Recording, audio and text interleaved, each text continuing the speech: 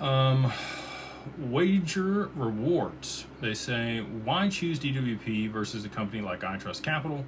Why pay 16K on $800,000 investment to DWP every single year just to simply have institutional custody, while companies like ITC AUM fees are literally zero?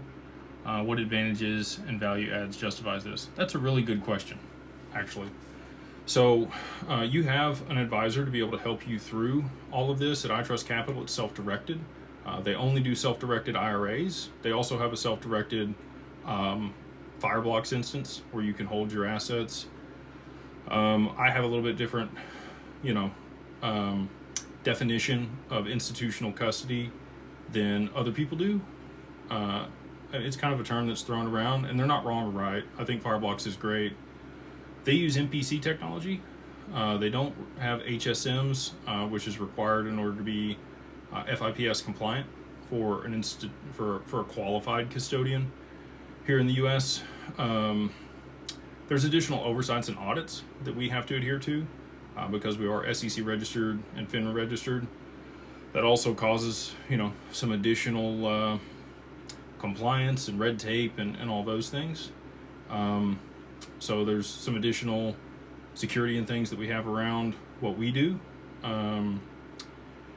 We also have access to institutional products to be able to generate returns on the XRP or other digital assets that you have with us that those counterparties won't.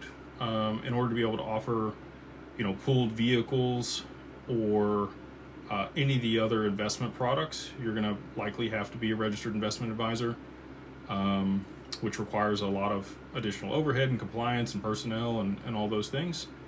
I'm pretty confident that we have access to the most institutional products that are out there, and we'll continue to bring those to market over the next 1 to 6 months. I think a lot of people are going to be very happy with the ways that they're able to put their assets to work while they're held there, safe and secure.